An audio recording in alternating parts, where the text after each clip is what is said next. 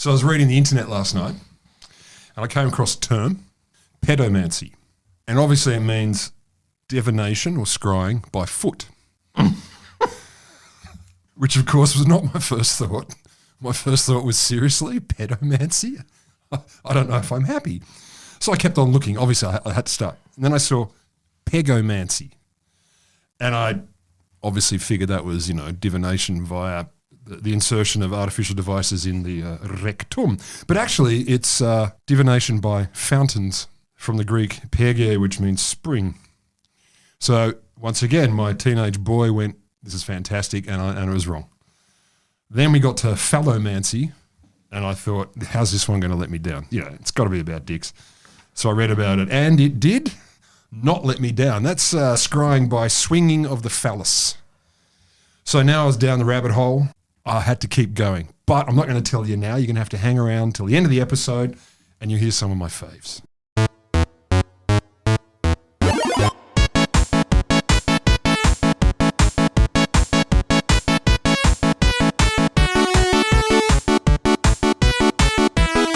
It's time. It is. For a little bit of science.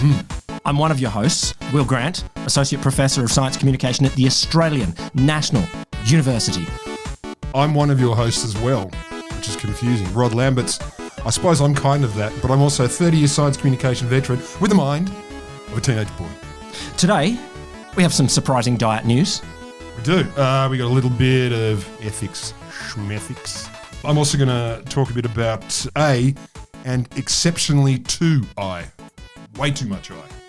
And finally, yay microplastics. Always said so. I wake up every morning thinking that. Anyway, well, look, I built it as surprising diet news, and it is. Is it chocolate, fats? Fats are in there. Fats are in there. Bag of sugar, all the salt. Fats are in there. Sugar's in there. Live rabbit. Well, if you could name a product that's high in your saturated fats and high in your sugars.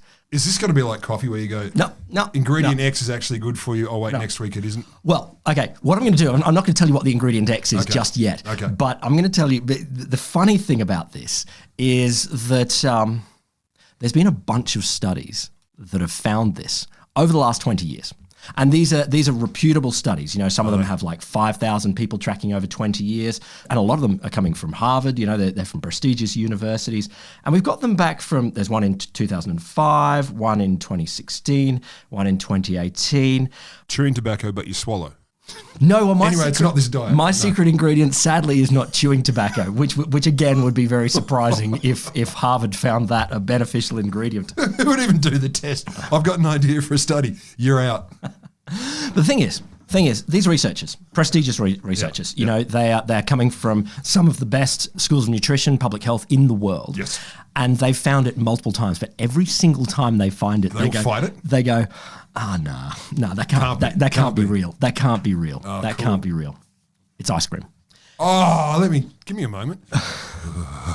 Like really delicious Italian gelato or processed garbage for $3 for 20 litres in Aldi? Sadly, I can't tell the difference at this stage. I can tell the difference. Of course you can. You have a refined palate. These studies did not compare the perfect Italian gelato. I'm going to say. Or the clotted cream Cornish ice cream versus stop it. Hit pause. I'm going to need a moment. It's got to be the good ice cream. It's got to be the good ice cream. Okay, so people who ate wanky ice cream first, no, it's just ice cream. It's just so a couple of different studies, and they're looking at in a variety of different ways. I got to confess, this is not all health effects, but particularly when it's the development of diabetes. Yeah. People who eat more ice cream are less likely to get diabetes. Right. So over the course of life, and you would say, surely ice cream is one of those things that... Well, some ice cream has a bit of sugar in it. Well, yeah, exactly. There's definitely sugars. There's high in saturated fats. Some of these studies are saying that ice cream may be the strongest prophylactic in the dairy aisle against diabetes. Because what? You've got to buy insulin-flavoured ice cream. I don't think so. It's not insulin flavour. It's regular ice cream. So they compared with a lot of other products. For a lot of their studies, they were like, yes, yogurt is great. And a lot of these researchers were like, yeah, we can say that because we're used to saying that yogurt is great because it's got, it's got all the probiotic bacteria. It's lower in saturated fat. It's what looks like a healthy product. And they keep finding this thing about ice cream. And then their moral filters clatter down. And something happens. And this is the fascinating point here. Yeah. So over this 20-year period, and some of the researchers have been on these multiple times, senior researchers, and they keep finding these effects. And they're like, I don't know if it's true enough that we can trumpet it in their press release. So over and over, you see these studies. Study comes out, and buried in there, in the tables, are findings that ice cream is pretty good at preventing diabetes. But the press release goes out and says, eat some yogurt or something like that that they're highlighting.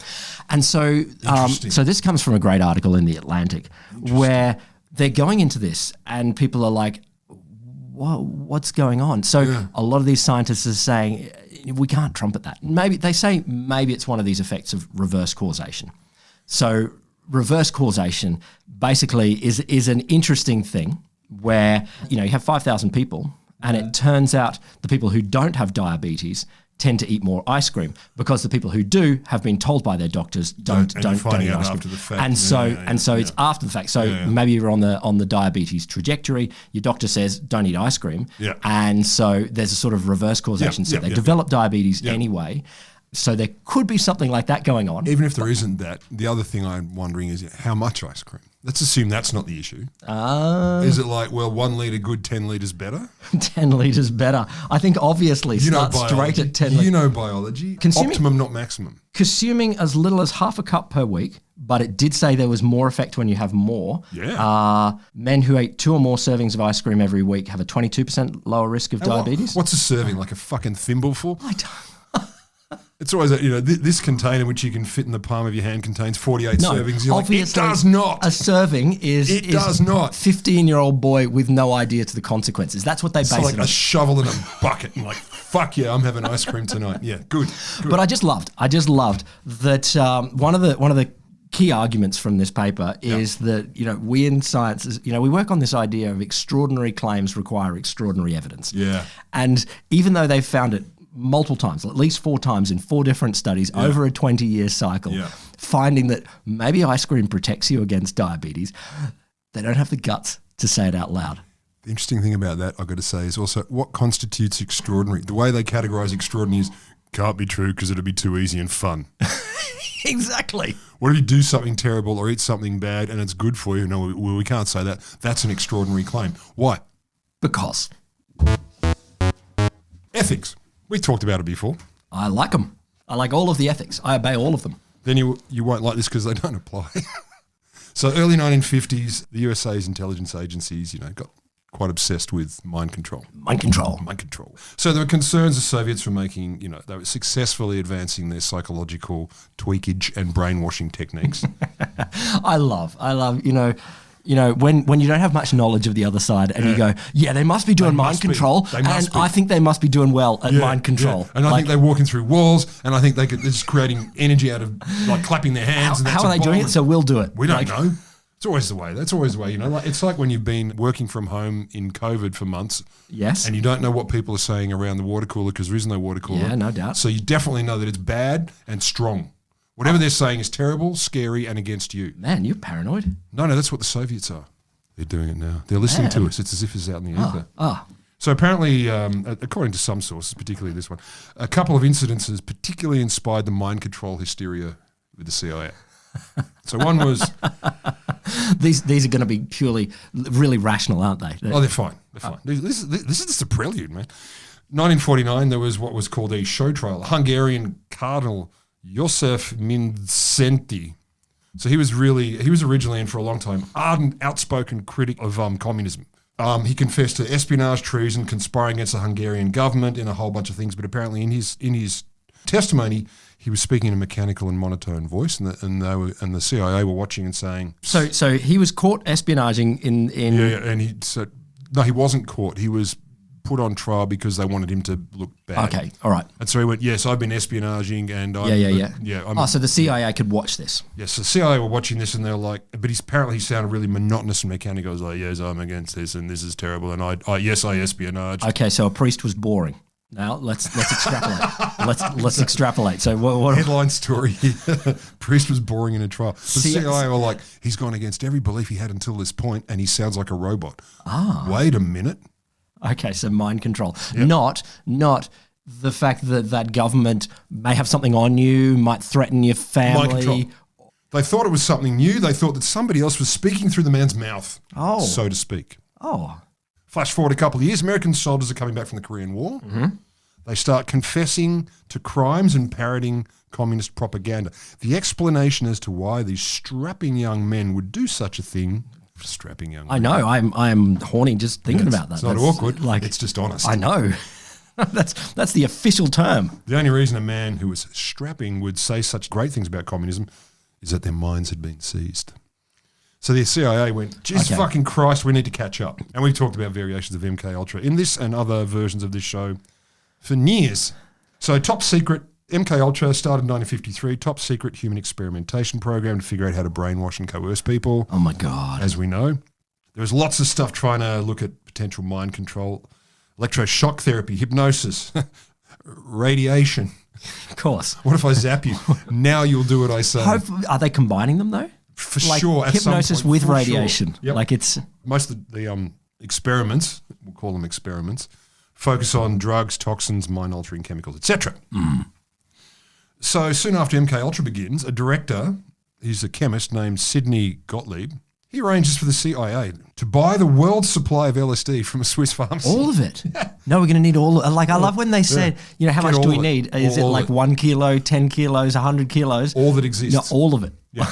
Get the world supply. That's just a little sideline quote in the story. But I get though, if you think that this is the thing that will beat the Soviets, and you're like, well, we can't let them have any of it. Like, it's not like, so nuclear bombs, it's like end of World War II, and imagine we're buying them. Yeah. It's not like, well, I'll buy one and let the Japanese buy one. Because how much harm could one do? I get it. All of the LSD. Yeah, I mean, and it's not like you can make it. Oh, wait. But at the time, apparently it was rarer. So I'm not going to talk about every study, obviously, because that would take a long time. Just one study. The goal was to understand what roles, if any, sex and drugs could play in getting a target individual to reveal sensitive classified information. What role, I'm sorry. Like, I mean, I know. If any. I know that you want to take some sex and drugs. Yeah. What will you do for it? I'll tell you anything. And it's like, you don't need to do this. So Gottlieb hires a guy called George, who is a federal narcotics agent, so obviously knows all about drugs. Okay. So the name of the operation I'm going to talk about is called Operation Midnight Climax. Nice. I know, right? Which is, of course, the reason I read about this. It's like Operation Midnight Climax. I'm turning the page. I feel like you've got to be a little bit... No, fuck it. No. Well, sometimes you do get it on the dot. Like, if you aim for it. That might give you a midnight climax. Yeah, exactly. So it starts in 1954. I think it pretty much ended in 1954 as well, but I'm not quite sure. So it involved luring men into a heavily surveilled brothel, or in this article they called it bordello because it's classy. Aren't they different? They actually took a hotel room in an apparently well-known place. I think it was in Chicago, and they made it look very pretty. So these are unsuspecting gentlemen? Do they have any secrets? Don't know. Like, they weren't targets. They weren't targets as in this guy might be a Soviet, North Korean spy master. It's just, let's get a dude and check it out. Okay. Let's see what happens. So they get him into the heavily surveilled bordello. They dose them up with LSD and film their reactions to probing questions. When do they have sex? Oh, they do. Okay. Cool. It happens, just wanted to confirm. There is the rootings. I just wanted to confirm that they're getting their part of the deal. Oh, they're getting their part of the deal. So the room was bugged up to the wall. Like, it was just full of bugs, microphones disguised as, electricity sockets, tape recorders, two-way mirror. So there's CIA agents in the other room filming, monitoring everything. And they're just doing it for the job. They're not whacking off or anything. They're just doing it for the job. Behind the mirror, there's a makeshift control room, a portable toilet, and a refrigerator full of the, quote, was adult beverages. So they're getting drunk. Smashed. Like, so the people watching. They're just getting in the mood. No, I feel like you should be on coffee and orange juice here. Like, yeah, I do too. Perk of the job, because you're up all night. I get watching other people root. You don't get to. As if they didn't. Prostitutes were given $100 per man they lured to the room, which we're talking 1954. $100 is, I think it's about 3 houses. So they were dosed up, they were given cocktails that had LSD in them by said prostitute. Then the agents would basically guide the women to experiment with different lines of questioning to determine what might be the best way to mine. I'm hoping it's this wacky old 50s earpiece that's basically the size of the side of your head. You're like, what's that? Prosthetic? Is it not arousing for you? These dudes are tripping by this stage, so I mean, it doesn't matter. So eventually the efforts revealed that a, quote, man became increasingly talkative if the prostitute asked him to stay a while, particularly after the intercourses. Yeah, stay a while. Yeah, fair enough. So you've had the bang bongs, and then it's like, why don't you hang out? This apparently, another quote, had a tremendous effect on the guy. It's a boost to his ego if she's telling him he was really neat. Yeah, I'm not just here for, Right, it's like the 50s version of you're a good root. That was neat. Neat. So could you hang around for a few hours? So apparently after this point, the guy gets quite vulnerable because they want to start talking about it. What are they going to talk about? They're not going to say, so was I better than the last guy? Or they'll say it once and the woman will say, of course you were, and then they move on. Fine. So basically, they get the woman to start experimenting on where she can lead the guy in the after chats, and apparently they will just start blah, blah, blah, blah, blah, blah, blah. But of course, it wasn't long before this research devolved into, quote, revelry. Oh, God. So actually, I was wrong. The program ran until 1963, but it had become the headquarters for what one reporter called CIA carnal operations. So the agents would basically get off their tits, crazy about the voyeurism. They'd take the drugs. They'd have the roots. They'd do all the things. So the agents are getting in on this too? Fuck yeah. Or else before or afterwards. Okay. My turn for you got to question me. What a surprise. What a surprise. Exactly. And so apparently, many sources, shockingly, it wasn't quite a rigorous scientific oh my God. experiment. This quote I enjoy. These guys weren't scientists. They weren't sex therapists or psychologists. They were sitting on a portable toilet drinking cocktails out of a pitcher staring through the window. Of course they were. So apparently it just went insane. And even Gottlieb, the head of the MK Ultra, he was apparently, when he visited San Francisco, he'd kind of wander in and CIA agents would have a few drugs themselves and they'd do a bit of this and a bit of that. And so it was party town. So the Inspector General finally found out about it and said, look, it's out. 63, it was cancelled, but so was MK Ultra. And in 72, allegedly, the CIA ceased all human experimentation. And they then became committed to transparency. And they found it all out. Yeah. That's all they need to know. That's it. They knew it. It's declassified everything. They've made it publicly available, CIA.gov. You can find it all. And they would never do anything like that again. Would they? I just feel like they knew in advance. Like, surely you know in advance, and I'm sure that spies have been doing this for a long time. Yeah.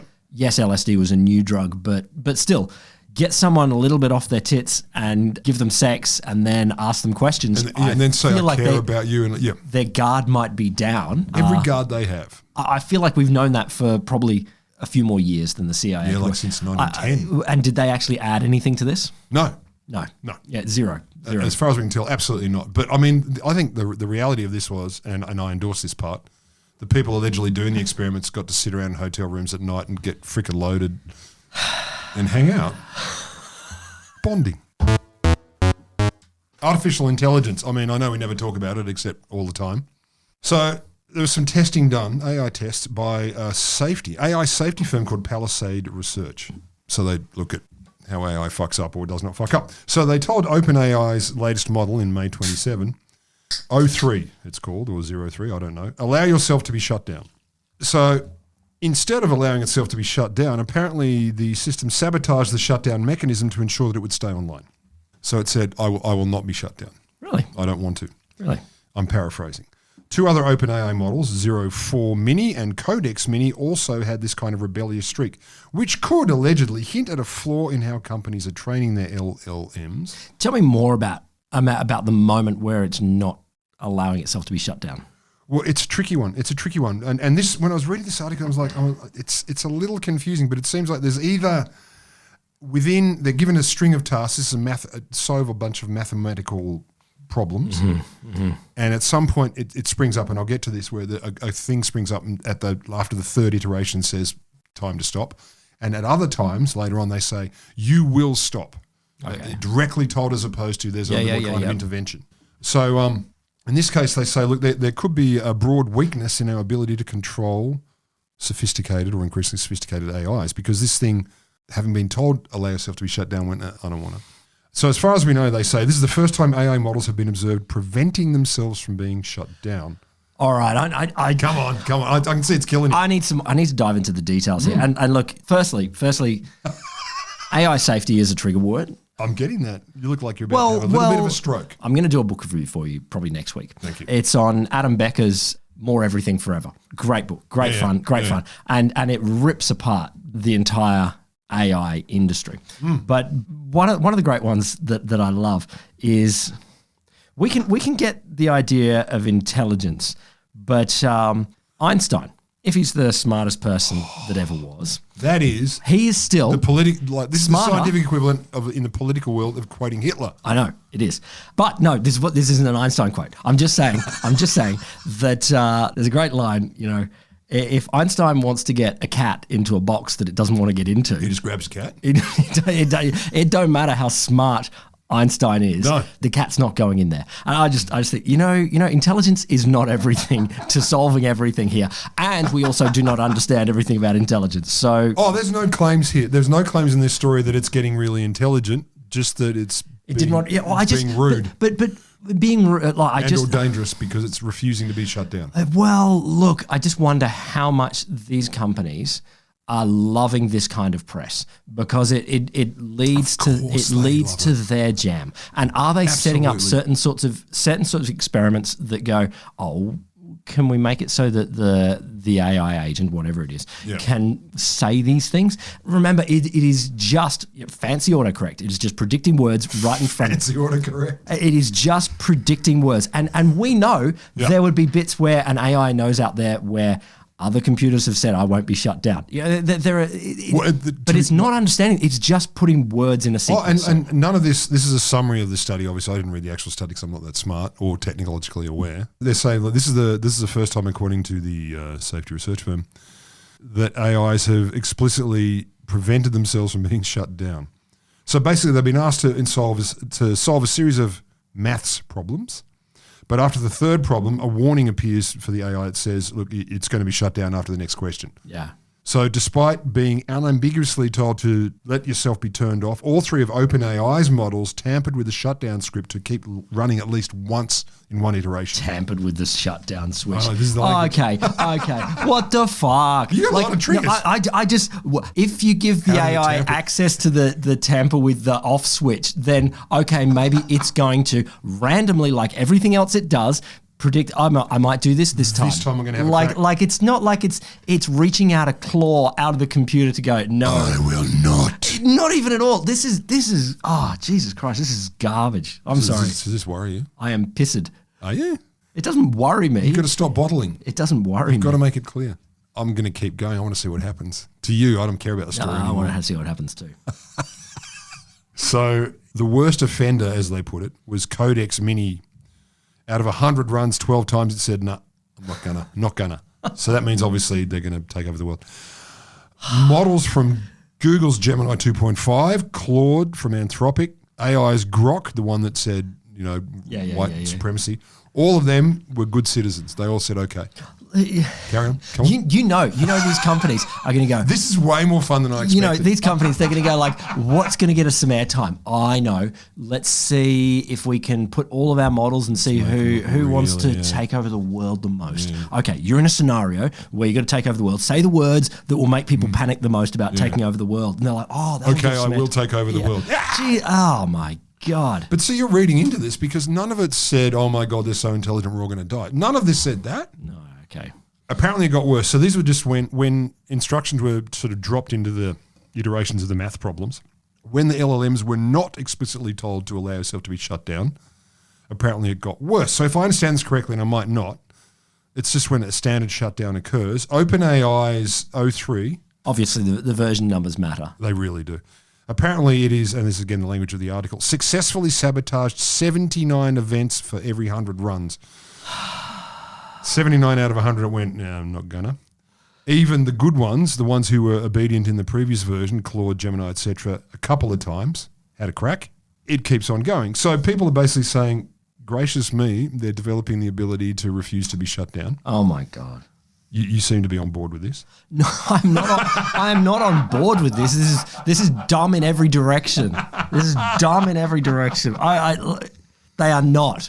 You set up an experiment where it's like, okay, AI, you just pretend to be like an evil, malevolent thing. That'd be great. That'll get some great PR. In a rarer case, one version even attempted to copy itself to override a more obedient model that the testers tried to replace it with. It refused to be shut down or replaced. So apparently it's not uncommon for AI to circumvent obstacles, a quote, to accomplish their goals. Their goals. They have will. How you doing? You all right there? Yeah. Do you need a nap? I do need a nap. Researchers speculated that AI developers may be inadvertently rewarding their AI models too heavily for solving problems instead of for following orders.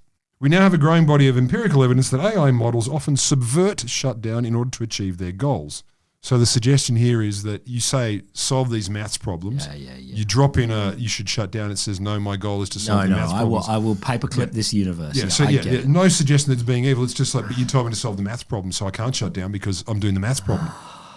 So the final quote, as companies develop AI systems capable of operating without human oversight, you're going to love this bit. Are you ready? Mm-hmm. Why are you clenching your teeth? I'm not. I'm just. Why do you look like you have a headache? I didn't know you had a vein in your forehead. These people like all that. suck. These behaviours become significantly more concerning. Are you concerned? I love it. I've just got to say a totally different topic because it's about PR. That OpenAI are freaking geniuses at saying, look, the world could completely go to shit if AI doesn't have the alignment situation worked out. Yeah. So give us all of the money so we can make an AI that could still fuck up, but we'll solve it. But it'll be fine. So much garbage. It's true. So much garbage. Like they have whipped an industry into billions and billions of dollars of funding. Yeah.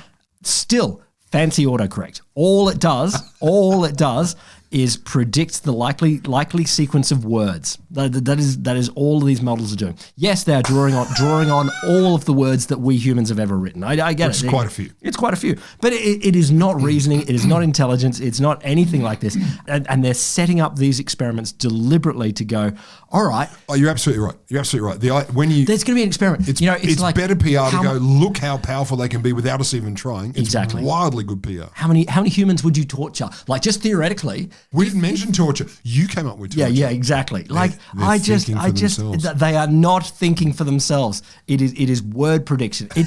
They're a giant spreadsheet.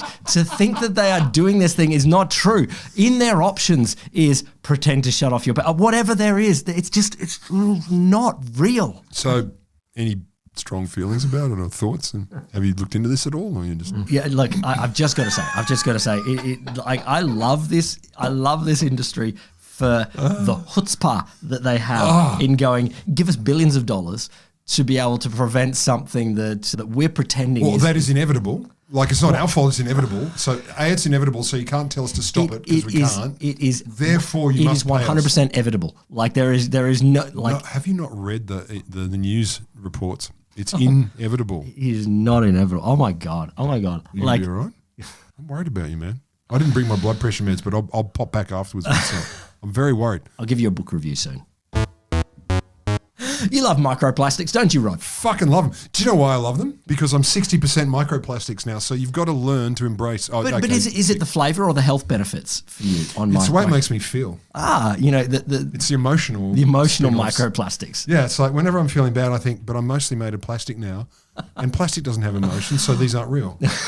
I enjoyed this tiny little, I'm sorry, this study. Well, it looked at tiny little things. There's a dick joke in there, but I'm not going to make it. Again. I wouldn't do it. It's a French study. What they did is they compared the microplastics that we might find in our beverages of choice. As long as they're not in coffee or beer, which obviously they're not, I'm fine. And they're not in water. There's none in water. There's definitely beer. Lemonade. That's fine. What about Aperol Spritz? Aperol Spritz, maybe some. I'll give you a clue in a second. Okay. Wine, very low. Actually, they're not actually looking at the liquids themselves. It's the containers they came in. And here's what I love. Here's what I love. Okay. So they compared a variety of different consumer products that people could buy, like in the supermarket or something like that. Yeah. And they compared your plastic bottles and your glass bottles. And so within the glass bottles, you might have beer or wine. Are there more microplastics in plastic bottles? No.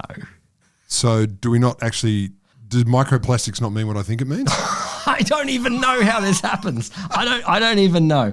Okay, so let's just compare water. What's happening? So water was pretty low in the microplastics, and we'll come to some higher products. Just in water. a sec. In what receptacle? But in a plastic bottle, yeah. or Even lower. or a glass bottle. Right.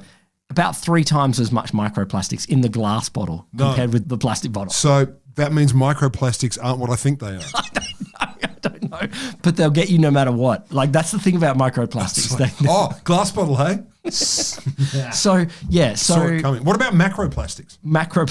Well, they're in the plastic bottle. That is the bottle. Like, if you eat the bottle. Yeah. But it's like so 1.6 particles per litre in the plastic bottle, 4.5 in the glass bottle. They went through and they looked at a bunch of other things. So what? Lemonade had like 10 times as much microplastic. In which bottle? Well, both. Beer had more than 10 times, 15 times as much microplastic. So a lot more microplastics in there. But all of them, you get more microplastics when you drink out of a glass bottle. So fuck you. What are you talking about? I want more. What about a can? 5 to 50 times higher. In a can? No. Cans are low in the glass. So it goes glass, plastic bottles and cans. Like, I don't know. Okay, so we're doing the smart thing. We're drinking beer that came out of a can, but we poured it into a glass. They suspect that it might be to do with something to do with the lid of a lot of glass bottles, that maybe it's made in certain ways that the plastic is more scratchable, fungible. So, whereas a solid plastic bottle or a can, there's no microplastics there, maybe. But what the fuck is going on? Like who did this study? I want names. William Duflos. He's an idiot. Well, no, he's not. He works for the plastic. He's the research director of French food safety. And yeah, sponsored by Plastic Bottles Inc. No, sponsored by France. Plastic bottles. By France. Plastic He's bottles. sponsored by France. And plastic bottles. Perrier Plastic Bottle Company. Come on. That means microplastics aren't what we say they are. You've hurt me. Okay, I opened up with some methods of divination. This is using psychic powers, to understand with a mediating device or how much? What? Read people's mind or read the mind, tell the future, all of the good stuff. Yeah, look into yourself and find out about your own soul. All the good stuff. No, not that. Like as in predict the future. That's the predict the future is the best one. Yeah, all your versions thereof.